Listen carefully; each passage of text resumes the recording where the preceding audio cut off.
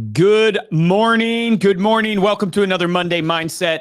Great to be with all of you this morning. Hope you're having a beautiful morning. Ready for an amazing week. Hard to believe it's already March 25th. The first quarter is coming to an end. Think about it. You get to play 4 quarters in a year, and the first is coming to an end. And what you did in this quarter, a lot of times will produce results in the second quarter, right? What you do in 90 days produces results in the next 90 days, right? Or 180 days. So today I want to talk about personal branding as an insurance agent, how you build a personal brand, things that I've learned watching people build their personal brand, trying to build one myself, helping clients do it. So we're going to talk about that today. But before we do that, I'm going to cue this intro and I'll see you on the other side.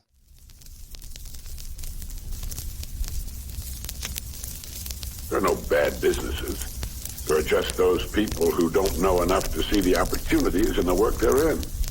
If there seems to be no future or opportunity in it, it isn't always because it's not there, but perhaps only because we can't see it.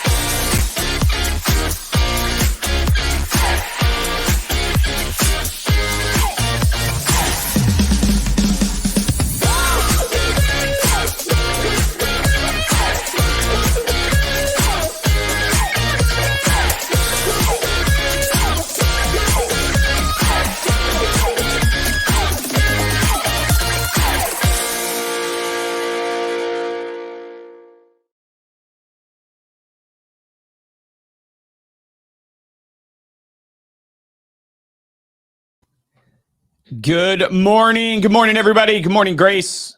Thought you and Tony were in Mexico. Maybe I'm wrong there. I hope you guys had a good time. Hope it was an amazing trip. I saw some of the pictures on Instagram or Facebook, one of those, and it was made me jealous. I want to be in Mexico right now.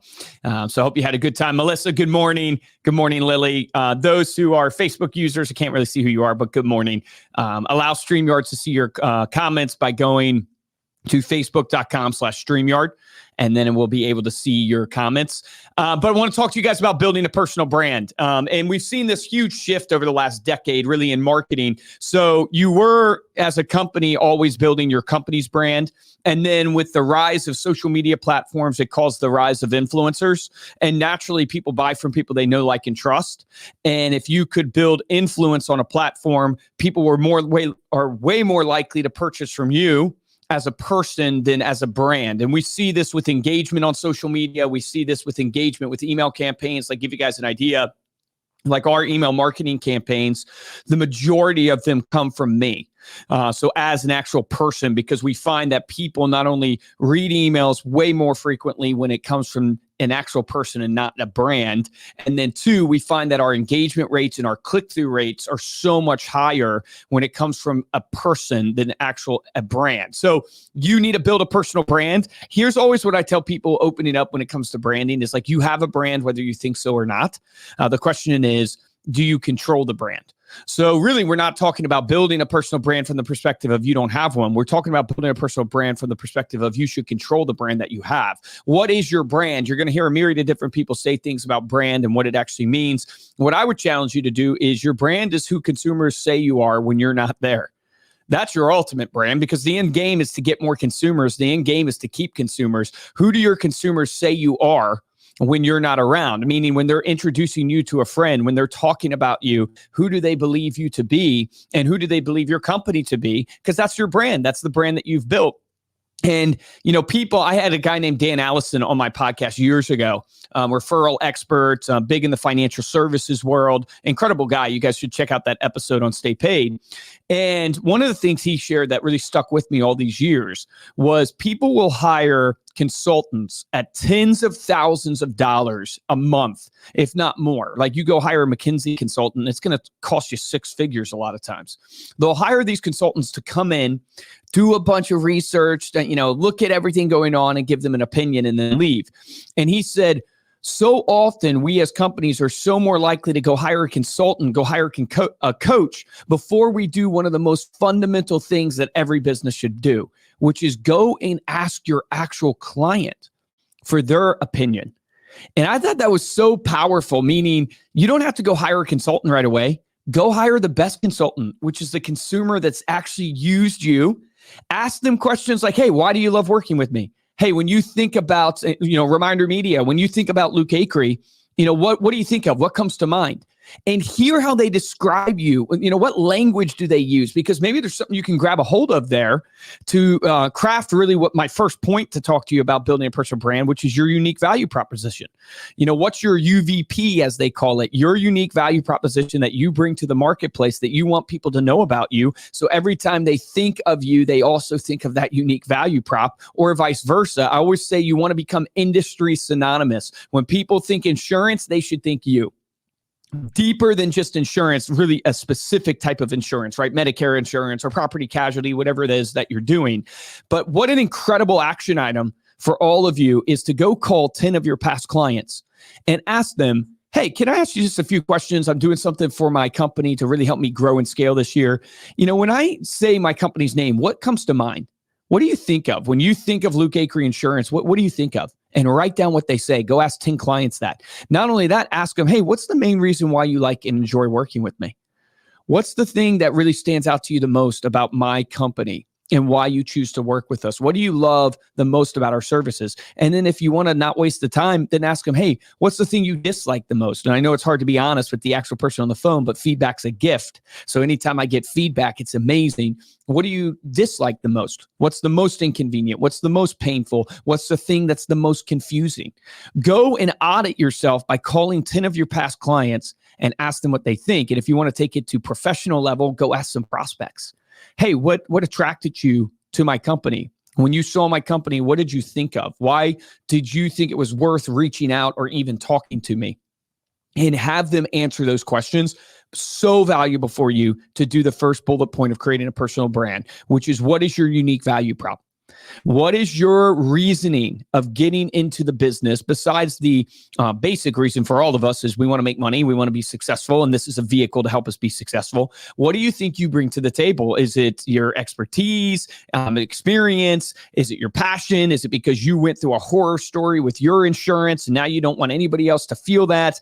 There's some connection. Maybe you lost a parent and they didn't have a policy to cover them, and so you ended up having a lot of hardship in your life because of that. What is your unique value prop that you bring to the table? And one of the best ways to create a unique value prop is to sit there and think about yourself as a person and think about what makes you unique or what makes you different or what more importantly than unique and different, because, we're all humans and, even though we're all unique, we're very much the same in a lot of ways.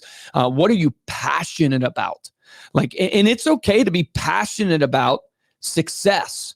You don't have to frame it in the terms of money because maybe the consumer won't appreciate that as much because, to say to somebody, I'm passionate about making a lot of money, they're going to say, well, you're making money from me. So they'll feel like you're taking from them. But you can say, I'm passionate about success. I'm passionate about growing the #1 insurance brand in this area and helping my clients with the #1 way, to help them in their whatever insurance that you're offering. That's an okay, unique value prop because it's truly what you want to do. And I always find with personal branding, I don't know if you guys find this to be true, the more authentic that you can be, the better and bigger brand that you end up building. This is why you look at the people like Kim Kardashian, right? Or Grant Cardone, or these people out there, they're out there. But the truth is they have massive brands because they are authentic. They are willing to put on display their true beliefs and what they truly want and their passions, and people are drawn to that, right? We all, almost in a way, we crave that. We're jealous of it. So when people see you stating your belief, they actually appreciate that. And I watched an Instagram reel today from a real estate agent that I really respect. Her name's Shannon Gillette. And she basically, to summarize, was saying that if your belief in what you're stating isn't strong enough to turn people off, then it won't be strong enough to attract the tribe that needs to hear it. Think about that. If your messaging is not strong enough to turn some people off, it won't be strong enough to attract the people that actually need to hear it. And, everything in life is never extremes. It's usually everything is, not black and white. It's more gray. And so there's times where that will be super true, that you need to state hardcore your beliefs. And then obviously there's other times where maybe it's not as true. But overarching as a principle, I really believe that to be true. You want to build an incredible brand? Become so authentic and so willing to turn some people off that you actually turn some people on, and they're attracted to your business and they're attracted to your brand. So what's your unique value prop? Identify your skills, your experience, your personality traits. And then here's a key point: identify your target audience. Identify who is it that you want to serve, right? So there's this person, Erin Lowry, who's very popular. She's very popular, and she went after millennials. I think, like, if you look at what she did, she said basically it was this millennial insurance girl brand, and it talked about broke millennials, and she helps millennials with everything from investing to insurance and all this stuff. But she targeted a specific niche. And if you look at really, really successful people, they target niches at first. There's a niche that they're going after, and they're speaking hardcore and authentically to that niche, and they don't defocus. You've heard me talk on other Monday Mindsets that one of the things that has killed me in my growth of Reminder Media from being I should be a $300 million company by now in terms of annual revenue, but I'm not. And one of the things that has killed me is because I've defocused too much. I've added too many things on too quickly, or I didn't stay in my lane and tried to get to too many other target audiences before I mastered one target audience. The folklore, but is actually, I think, true, because I saw a clip where Warren Buffett actually talked about it, where Warren Buffett and Bill Gates were asked, what was the key to their success by Bill Gates' father. And they both wrote down on a piece of paper without talking to each other the word focus. And so whether it's folklore or not, it is so true. If you can stay focused on your niche, blow that up to where your cup overflows from that niche that you've dominated, then you can focus on another industry. And that is a valuable principle to apply to your whole business. Get really good at one thing. Conquer one thing. Don't get shiny object syndrome. Don't get missed out opportunity syndrome, where you look at the blue ocean and you go, man, I'm doing Medicare, but I also could do life, or I'm doing Medicare, I could do property casualty, or whatever. It's like, have you mastered to where you are literally a 6-figure or 7-figure producer within the Medicare space? Because I would argue that the time you're going to spend trying to diversify brand there, if you just double down and master and get to where your cup is overflowing, where you actually have income coming in, where you're not stressed out. Once you have extra income where all your bills have paid, then you get to turn that extra income to what? To investment. Right? So I think about like our product, right? The magazine. One of the reasons we succeeded so much in this industry, when people were saying print is dead, when people, were telling us, oh, we should be doing all this other stuff, we didn't do it by choice. We weren't smart. I just look back and see, wow, that actually worked. I didn't realize it at the time. We didn't defocus from the magazine for literally like the first 15 years of this business. We just went hardcore on the magazine, and guess what happened? We started making millions off of doing one thing extremely well. And guess what? We had this extra income, and we're like, what else should we do? And we got to go invest it. Well, for me, I don't know about you guys, the best investment is myself. And so if I can double down and invest in myself, then I'm going to do that. So then I said, okay, let me take this extra income that we're making and let's do some digital, which is an investment. I'm not sure if it's going to work for us as a company because this is our lane, but we've maybe not mastered it, but we've gotten really good at it. We're making a lot of money from it. Our cup is overflowing from it. Let's take that extra income and let's invest it into digital. And then lo and behold, focus on digital and grow it up. The mistakes I've made is going too fast sometimes and not mastering where I'm at, because I get that shiny object syndrome. I get that blue ocean syndrome where I'm like, oh, I could make so much money doing this. And look at what these other companies are doing. That's fake money. That's not real money. What do I mean by that? That's idea money.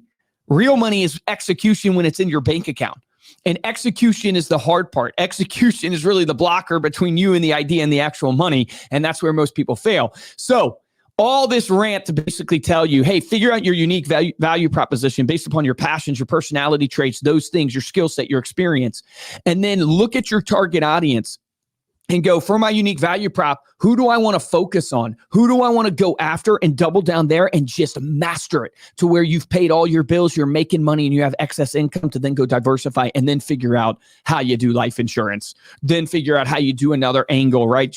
I think that will really help you. Okay, second point here that I'll give you guys when it comes to building a personal brand that I've seen is consistency in your brand identity. So this is also why it's so important to be authentic. So consistency in your brand identity can go down to things like your logo, the color choices that you choose, the style of marketing copy that you write. Stick to it and add to it, because brand is like a bank account. So you have this brand bank account and all of the prospects in your area, your target audience that you've defined. Each of them have a brand bank account, and it's zero right now for you. And every time they see your brand, they hear from you, they read something about you, whatever it is, they're making a little deposit into that brand bank account to where eventually they actually remember you. They actually think of you when it comes to a service, a product, or something that you do. And, there's this rule in marketing called the rule of 7. I've talked about it before. It essentially states that it takes a consumer 7 times to see your brand, 7 deposits in their brand bank account for them to even remember you as a business. Doesn't mean they're going to use you. It just means you got to the known factor. But you got to get known, like, and trusted, right, as a brand in order for people to purchase from you. It takes 7 times just for them to know you. So you need to be depositing that brand bank account. A big mistake people make is they don't have consistency of color choice, consistency of logo, even consistency of image and message. And so they end up not depositing into the brand bank account. It's almost like having one brand bank account, but having multiple sub accounts within that brand bank account. And you're depositing and you think you're winning, but you're really not, because you're depositing a little bit here, a little bit here, a little bit here, a little bit here. And it's a confusing message. If you want to learn anything from Donald Trump, right? One of the things he does insanely well, right? Say whatever you want, because I'm not here to get political on this. But one thing he does extremely well is he sticks to messaging well. He will say something over and over and over and over again. And there's a really valuable lesson to learn there that, hey, look, if you can state a message strongly and you can hammer it every chance you get, that will help. That will pay dividends for you in changing the minds of consumers and drawing consumers to you. I think about the NAR lawsuit that I talked about, I think, last time. One of the things that NAR has failed to do is get ahead of the lawsuit. I was listening to the president of NAR. For those who don't know, NAR is the National Association of Realtors. They just had this whole lawsuit commission thing go through, and the headlines are out there, and a lot of these headlines are fake. They're not true. Just like news is sensationalized. But one of the things that NAR failed to do is they failed to put out a message and get consistent on it and stay over and over and over and over again, and put surrogates out there in the media to literally hammer one message over and over and over and over again. And because they're failing to do that, they haven't built now brand equity in the mind of the client and the prospect of what they should be thinking now when it comes to commissions for real estate agents. And that's going to hurt all of their members and association members because they're not getting ahead. So all that to say, figure out your unique value proposition, and then you need brand consistency. One message over and over and over again.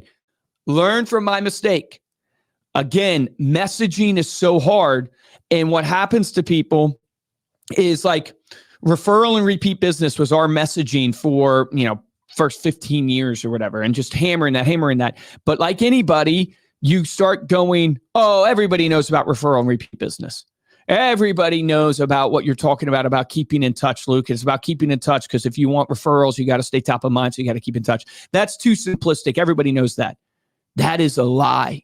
That's a lie that you're freaking a person on your shoulder is telling you. You know it. Whatever your messaging is for your insurance product or whatever you're offering, you know it. You've said it a million times, but it might be the first time that consumer's hearing it. It might be the second time, the third time. Remember, it takes 7 times for it even to become known, let alone you're not liked yet or trusted. So the lie comes in that I need to change it up. I need to be more clever. I need to be more unique in what I do, more creative. It's like, no. Clarity over clever, clarity over creativity, clarity over being cute in marketing, in messaging, from sales to copy, everything that you're doing. The more clear you can be, the more success you'll have in getting a message to be impactful.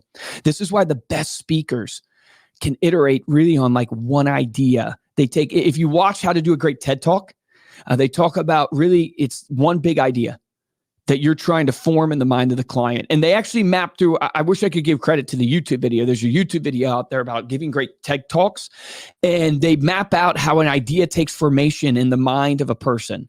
And so you as a speaker, you have to plant that idea as a concept and then build upon that idea. And you're speaking to that one idea to really formulate it in the mind of that person. Big mistake we all make in business is we think that the prospect knows where we're coming from because we're speaking from our point of view and our knowledge and all the things that we've gone through, not realizing that they might have no idea what we're even talking about. Referrals, it might be the first time they're even thinking about that. So you even have to craft out what a referral is, like if you're in my shoes.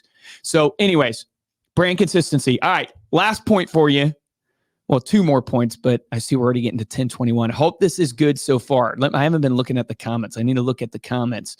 But hopefully you guys are learning something here. Let me know in the comments. Like and share this so more people can see it. So biggest thing about building a personal brand is your content, right? Because content is what you are telling the world about yourself. So you have this brand, you want people to believe your unique value proposition, and you want brand consistency. So you have to be putting out content. Now, you know that's surface level. But at the end of the day, what you want to think about when you put out content is you want to think about, how do I become crazy authentic in everything that I do, but speak on one message? And the best advice I ever got on this was the idea of sit down today and map out your life journey and your life story. So for me, I was homeschooled, grew up the son of a pastor, 8 kids in my family.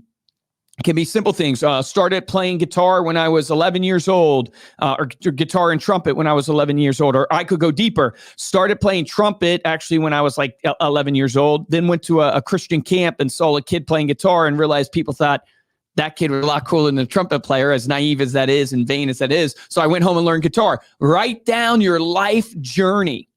Then here's the key. Take everything that's happened to you in your life, all these data points, that's who you are, authentically you. And how do you tie that back to your one message?